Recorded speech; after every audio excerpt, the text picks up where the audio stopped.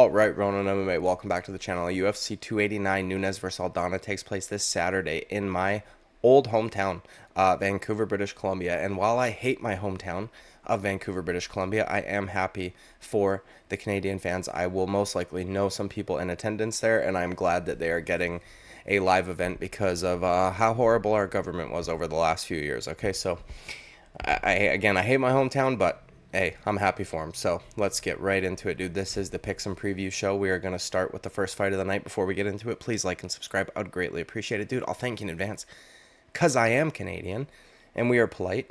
So please don't be the kind of guy that doesn't do the thing that he's already been thanked for. I would greatly appreciate it. Now, Diana BELBITA versus Maria Oliveira. I wrote two names down on a piece of paper and I put them in a hat. Okay, because the odds makers have this as basically a coin flip, and I couldn't explain to you why I think that either of these girls would beat the other, and the name that came out of that hat was Maria Oliveira. Okay, so it is what it is, dude. The hat has spoken. Maria Oliveira for the first fight of the night. I'm gonna move down to the second fight of the night already. David DVORAK versus Steven ERCEG, I don't know. All right, I'm gonna go with David DVORAK here, though. Okay, I think David DVORAK is actually pretty underrated. He's only lost to some of like the best guys in the division, guys that are top rank, right? Manel Kape, obviously Mateus Nicolaou, and if I'm not mistaken, he took them both to a decision. Whereas we see those guys getting finishes against a certain level of competition. Okay, he has never been submitted. And he has fought some guys that are serious submission threats. Steven ERCEG likes to get the job done by submission. I'm pretty confident in David DVORAK's ability to not get submitted. Okay, so,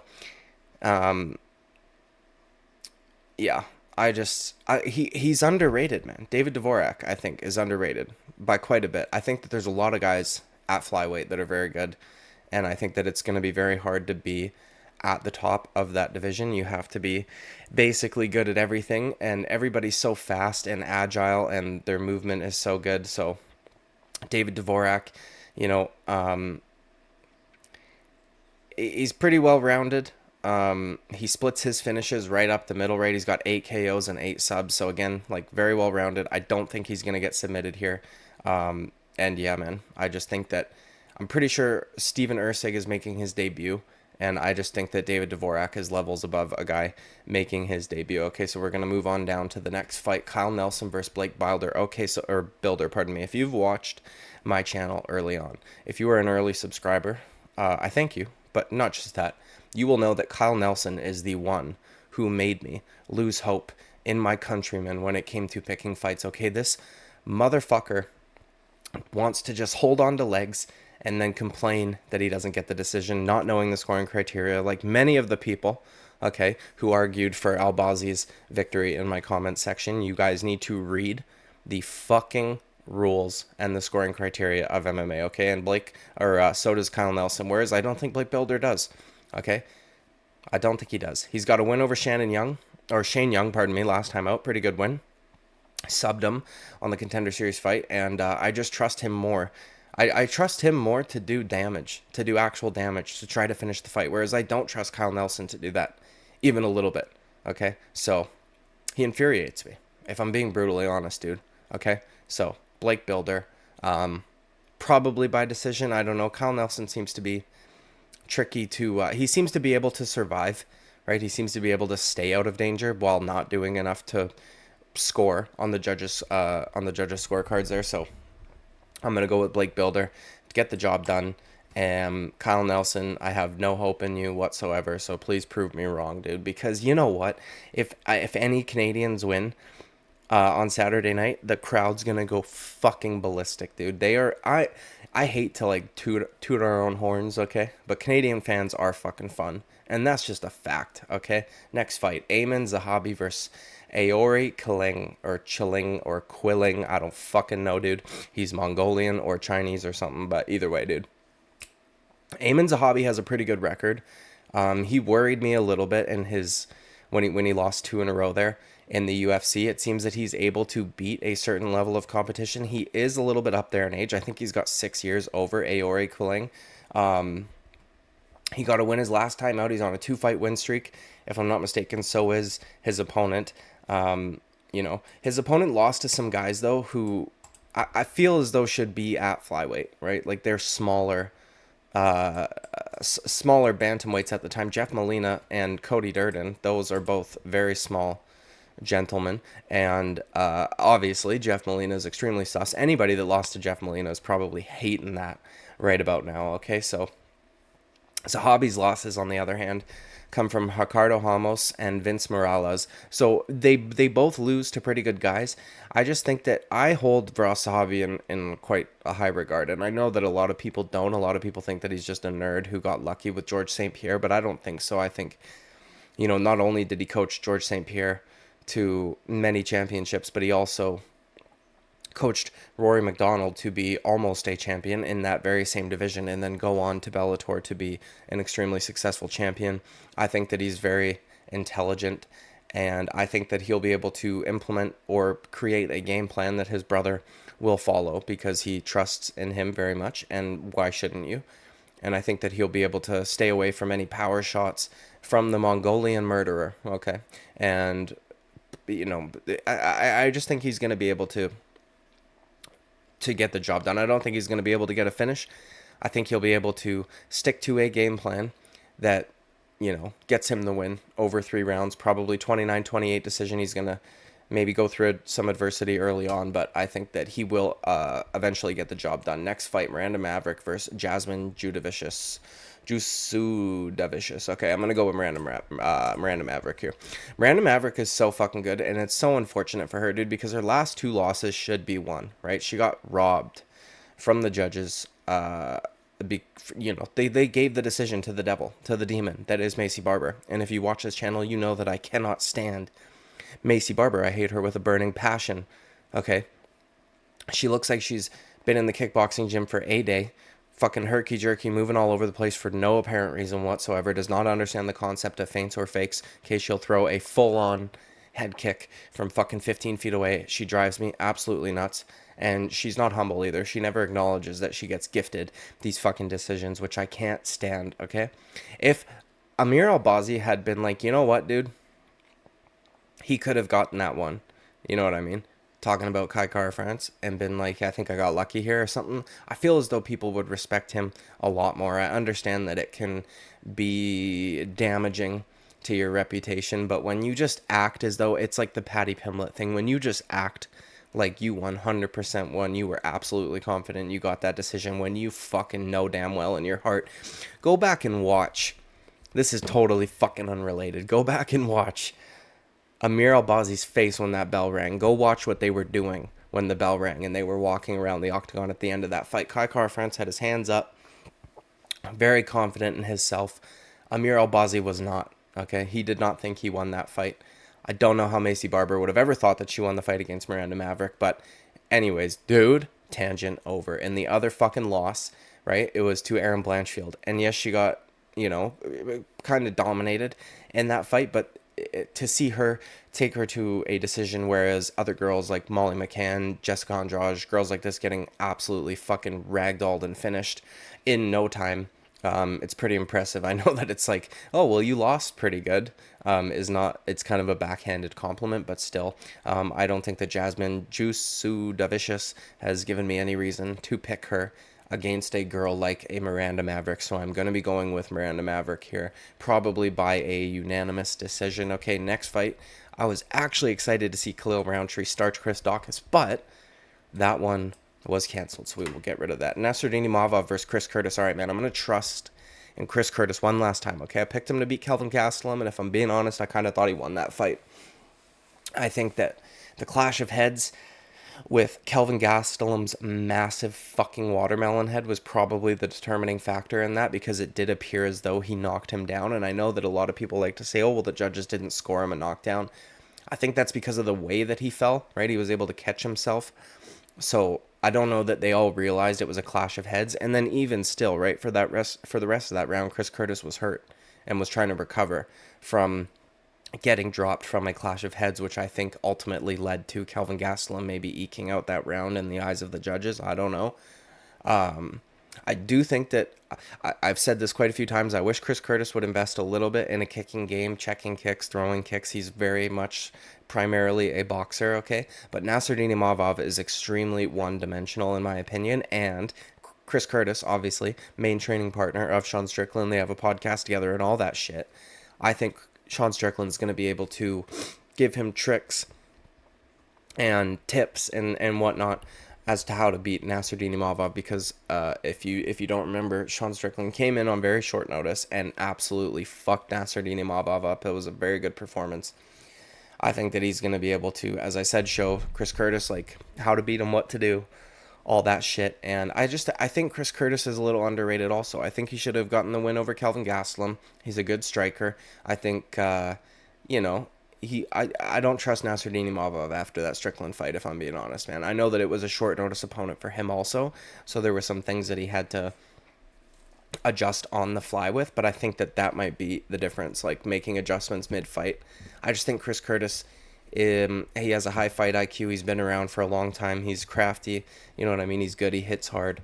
And I think he's going to be able to get the job done by unanimous decision over Nasruddin Imavov. I can't trust those guys anymore. I can't remember what the gym's called, but the dudes from Cyril Gahn's gym and shit, I can't trust those guys, okay? They're one-dimensional. Too much so. All right? Anyways, moving on up to the next fight. Marc-Andre Barriault versus Eric Anders. I'm going to be going with my countryman here, okay? Marc-Andre Barriault. I think that this fight will look similar to the Julian Marquez fight, okay? Because Eric Anders, tough as fucking nails, hell of a chin. You know, I actually quite like Eric Anders. He's a bad motherfucker, dude. He can take a ton of damage and keep on coming, but I just think that the pace of Marc-Andre Barriault is going to be too much for him to handle, and I don't think that he has, I just don't think he has the skills to kind of keep Marc-Andre Barriault off him, you know what I mean? This isn't even like his first sport, right? Like he came from football, if I'm not mistaken, and there's just it seems to be that there's like a level that those guys who are athletic that come over from a football background, they can make it to just on like power and explosivity alone, but then once they get to that level, it's no go, even for guys at heavyweight, you know what I mean, which is like arguably the least athletic division of all, right? And then you'd think, well, if you put some specimen athlete in there, they should be able to do work, right? Which Greg Hardy and Brendan Schaub are not specimens by any stretch of the imagination, but you saw them, you know, if you were to look at their attributes on paper, I'm sure Brendan Schaub and Greg Hardy had like physical attributes over some of the guys that they were fighting at heavyweight. They're like in terms of athleticism, but not in terms of fighting. And I just think that Eric Anders has, you know, he's gotten to the level that he will get to, and I don't think that he will reach any higher level. And I think that Marc-Andre Barriault, who is a martial artist, who pushes an insane pace, who is tough as nails also, is going to be able to break Eric Anders the same way that he did Julian Marquez, who is also, by the way, extremely fucking tough, right? Like, that's not an easy guy to break, but he managed to. So I'm going to go with Marc-Andre Barriault by TKO here. Next fight, Dan Ige versus Nate Landwehr. Fuck, man. Knight the Train, baby. I don't want to fucking pick Dan Ige. I want to pick Knight the fucking Train. But I don't know, man. In my notes, I'm going back and forth with myself, even though I knew the conclusion that I eventually picked. So, like, if you look at that Damon Jackson fight with Dan Ige, Damon Jackson, he wants to get the fight to the ground. He wants to submit you, right? He doesn't want to be on the feet with Dan Ige. And there were times where he was tagging Dan Ige, and Dan Ige was having trouble. Now, that could be the body type, right? Damon Jackson's a little bit longer. He's also got a cul-de-sac, okay? So he... old as fuck. My bad. Burp there. All right. And, man, Dan Ige's just lost to better competition also. He's so inconsistent, though. That's the problem, man. Like, he was on a 3-fight skid, right? And it was against good competition, to be fair. He lost to Evloev, he lost to Josh Emmett, he lost to the Zombie. But even still, right before that, I think there might have been one win in between. He got gifted, in my opinion, the decision against Edson Barboza, and then lost to Calvin Kattar. So, you know, fuck, man. Knight the fucking Train. This is the problem with Knight the fucking Train, dude. He lost to Herbert Burns. Okay, and I do not hold Herbert Burns in high regard whatsoever. He is a fucking You know, it's fucked up for some guy on YouTube to be calling an MMA fighter a bitch, but dude, if you know, you know. Like, he quit. He's a bitch. And then Gilbert Burns had to fucking go and try to do some damage control and say that he tore something in his ACL or some shit like that. We never heard anything about it after that. And if I'm not mistaken, he got cut from the UFC. So that leads me to believe that that injury was horseshit, that Gilbert Burns was trying to salvage the reputation of his brother, much like Coach Eric Nixick was trying to do for Bilal Muhammad. Okay, so this is a hard one for me to pick, man. Okay, it's a hard one for me to pick. He got flying kneed by Julian Erosa. He lost to Herbert Burns, pardon me. You know what I mean? He's got some decent wins. Ludovic Klein's a pretty good win. David Onama's an okay win, but he barely got it, dude. And Austin Lingo's okay, dude. I don't want to see him get KO'd. I think he's tough as nails. I think a flying knee would put out almost anybody. I'm having a hard time, man, because Dan Ige is like a pretty large favorite, and I would never bet on Dan Ige as that big of a favorite because to me he's too inconsistent, so the value's not there. So if I was gonna bet this fight, oh, let's do this. If I was gonna bet this fight, I'm betting on Nate the Train, just because he's a big underdog. He's tough as nails. He's gritty. He seems to be making pretty big improvements in between each fight. Like, he's looking better and better. He actually looked really good on the feet last time. You know, fuck it, dude. YOLO. Okay, haven't heard that in a while. I'm going with Nate Landwehr as the underdog pick. I ain't picking Dan Ige. He's too inconsistent, too big of a favorite. I'm going to pick Nate the Train Landwehr. I know it's probably not a smart pick, but fuck it, dude. I will gladly just I just want Nate to land. If Nate wins, I'll look like a fucking genius. So Nate the Train, baby. By fucking, I don't know. Dan Ige's pretty damn tough. He's got a good chin. I don't know. Nate the Train by TKO. Let's go. Next fight, Mike Malott or Malott, proper Mike Malott versus Adam Fugitt. I don't know. Once again, picking my countryman. Okay, Mike Malott's a good fighter, man. He's tough as nails also, right? Chin. He is, the way that he dealt with Johan Nunes, the other Canadian dude, I think he's from Quebec, right? The French Canadian. Last time out was fucking phenomenal. First round submission, if I'm not mistaken, it was an arm triangle. Adam Fugitt, okay, I guess, but meh. He's been KO'd a couple times. I don't think he's going to crack the chin of Mike Malott, who's only been finished once. And I believe that's his only loss on his record. It was to Hakeem Dawodu back in 2014. So he has the ability to finish the fight everywhere. Tough as nails, hits hard, can sub you. And I think he's a guy who will feed off the energy of being in that arena in Canada because they're going to be going fucking nuts, especially considering he is the feature fight on the main card. And I think that he's going to have a phenomenal performance and get the job done by finish. I could see him dropping Adam Fugitt with a big shot and then cinching up another submission the way that he did against Johan Nunes. All right, next fight, Charles Oliveira versus Beneil Dariush, co-main event. Okay, I gotta go with Beneil Dariush. The reason being, okay, if there is someone who is as comfortable and as good at being in chaotic situations and throwing himself into the fire as Charles Oliveira, it is Beneil Dariush. Okay, he's got a fucking chin. He's tough as nails. He has incredible grappling and anti-grappling also, right? Like, if he doesn't want to get taken down, like against Gamrot, incredible takedown defense and anti-counter grappling, whatever you want to call it, okay? Phenomenal. If Charles Oliveira does manage to get him on the mat, which I don't think that Charles Oliveira is going to be shooting a takedown unless he's hurt, okay? And then if he's hurt and he shoots a takedown, I could see Beneil Dariush locking up something on him. But let's say it reaches the mat. I trust Beneil Dariush to hold his own down there. Okay, Abu Dhabi champion, if I'm not mistaken. Charles Oliveira's taken a ton of damage. He gets dropped every single fight anyways. The only difference is that, like the Islam Makhachev fight, you hurt Charles Oliveira, everybody else is afraid to go to the ground with him. The one guy that is willing to, and Islam Makhachev, is able to lock up a submission on him because Charles Oliveira was hurt and was unable to defend the submission the way that he normally would. I can see Beneil Dariush doing the exact same thing, man. If Charles Oliveira gets hurt, I mean, I could see him jumping all over him and locking up a submission. Beneil Dariush is phenomenal on the ground. He doesn't get enough credit, man.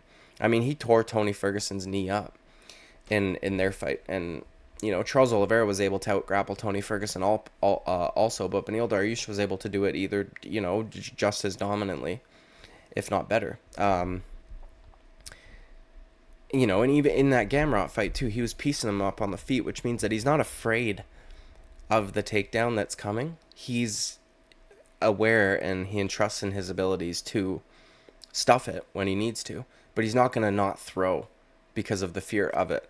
So I just don't see him being intimidated by the jiu-jitsu from Charles Oliveira, and I don't think that it's going to affect him whatsoever. And I just think that, as I said earlier on, in chaotic situations, Beneil Dariush is up there with the fucking best of them, okay? And we saw Charles Oliveira kind of out chaos Justin Gaethje. So I gotta go with Beneil Dariush. Pardon me. I just think that it's his time, and I would love to see him fight Islam Makhachev. If he doesn't win this fight, I don't think we will ever see that fight, and it would be a real shame to see a guy who has created such a large win streak just kind of get fucked, okay? Because I wouldn't want that. It would remind me of the Tony Ferguson situation, which would be very unfortunate. And he's not as old as he looks, right? That gray hair can be deceiving. I don't think he's actually that old. Let's look that up real quick. I'm pretty sure he's in his early 30s.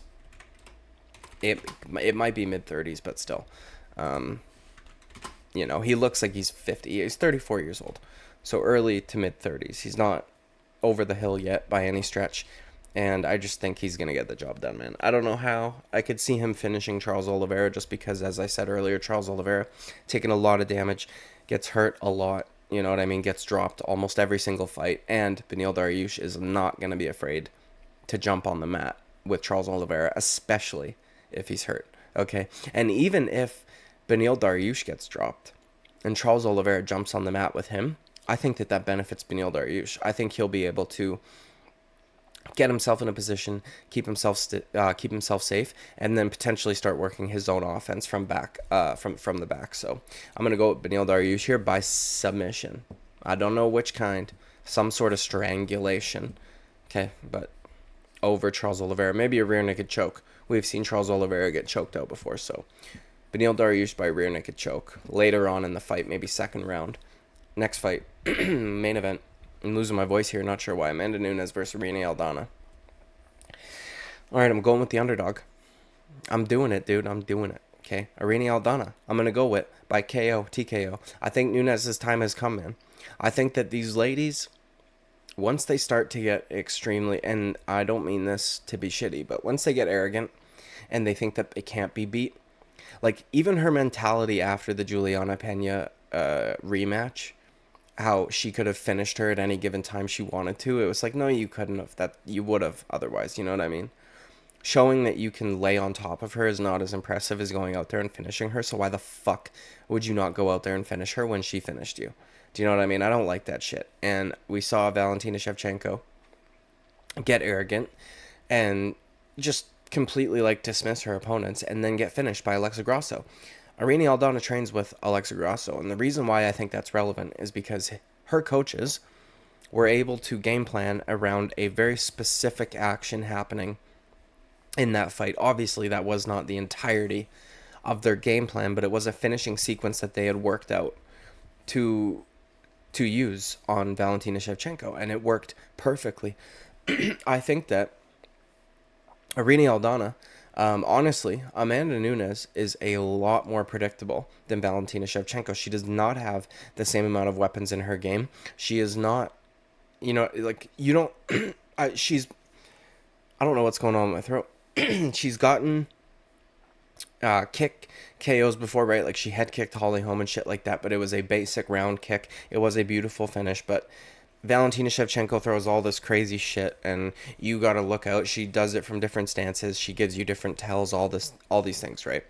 Alexa Grasso was still able to look out for that very moment, hop on the back, and strangle Valentina Shevchenko. Amanda Nunes, in my opinion, as I said, very predictable. She's got a good 1-2.